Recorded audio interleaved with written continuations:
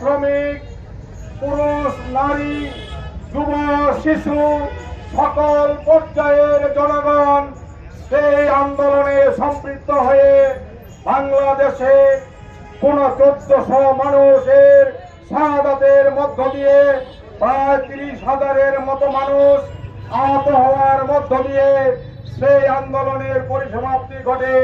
শেখ হাসিনা বাংলাদেশ থেকে পলায়ন করতে বাধ্য হয়েছিল। সংগ্রামী ভাই এবং বন্ধুগণ, এরপরে ইতিহাস আপনারা সবাই জানেন। বাংলাদেশে গত 12ই ফেব্রুয়ারি যে নির্বাচন অনুষ্ঠিত হল, সেই নির্বাচনে 2টি নির্বাচন অনুষ্ঠিত হয়েছিল।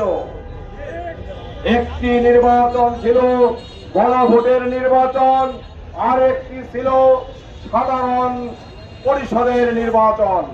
সংগ্রামী ভাই এবং বন্ধুগণ, এই গণভোটের নির্বাচন হলো তারেক রহমান সহ সকল নির্বাচন অংশগ্রহণকারী সকল দল মত নির্বিশেষে সবাই জনগণকে আহ্বান জানিয়েছিল গণভোটের রায়কে বিজয় লাভ করার জন্য।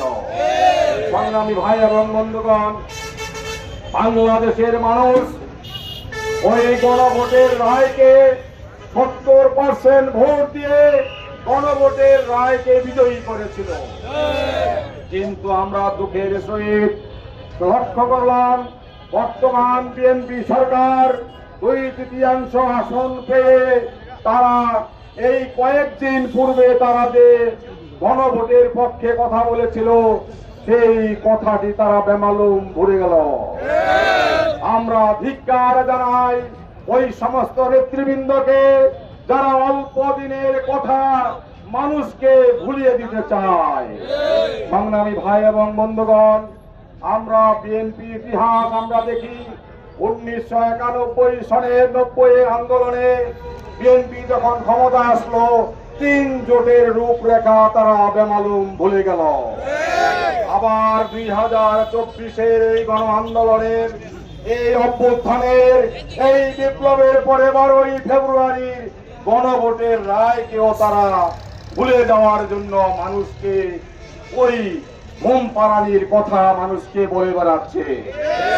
ভাই এবং বন্ধুগণ, আমরা বিএনপিকে পরিষ্কার ভাষায় বলতে চাই, যতই ঘুম পাড়ানির গান আপনারা গান কথা বলেন, এদেশের মানুষ ওই গণভোটের রায় বাস্তবায়ন করা ছাড়া কেউ ঘরে প্রবেশ করবে না।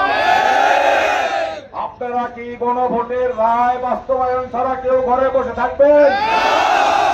আমরা বিএনপিকে বলতে চাই, ইতিহাস থেকে শিক্ষা গ্রহণ করুন। তা না হলে অতীতে যেইভাবে স্বৈরাচারীদের পতন ঘটেছে, আপনাদেরকেও সেই ধরনের মুখোমুখি আপনাদের হতে হবে। আমরা চাই না আপনারা সেই ধরনের মুখোমুখি হন, কিন্তু যদি আপনারা আপনাদের অবস্থান থেকে সরে না আসেন, জনগণের কথা যদি না বোঝেন, আমরা বারবার বলছি, আহ্বান জানাচ্ছি, সেই সংসদের শপথ গ্রহণের দিন থেকে আমাদের নেতৃবৃন্দ, আমাদের বাংলাদেশ জামাত ইসলামের আমির জামাত, মানবিক নেতা, বিরোধী দলের নেতা ডাক্তার শফিকুর রহমান সাহেব বারবার আহ্বান জানাচ্ছেন যে আপনারা গণভোটের রায় মেনে নিন। বাংলাদেশের সংবিধান সংস্কার করে যে ওয়াদা করা হয়েছে, সেই ওয়াদার প্রতি আপনারা সমর্থন জ্ঞাপন করে সংস্কার পরিষদ গঠন করুন। ভাই এবং বন্ধুগণ, আমরা এমন লক্ষ্য করছি, বিএনপি এই সমস্ত কথায় কোনো কর্ণপাত করছে না। তারা অতীতের মতোই ওই ফেসিবাদের যে সমস্ত আইন কানুন ছিল, সেইগুলোকে জিয়ে রেখে তারা সেই পথেই অবলম্বন করছে। তাই আমরা বলতে চাই, বিএনপিকে আবারও আমরা বলতে চাই, 1 আগস্ট আজকে সারা দেশে প্রতিটি জেলা উপজেলায় এই ধরনের গণমিছিল অনুষ্ঠিত হয়েছে। এই বার্তা যদি বিএনপি গ্রহণ না করে, তাহলে আগামী দিনে বিএনপিকে কঠিন অবস্থার মুখোমুখি হতে হবে।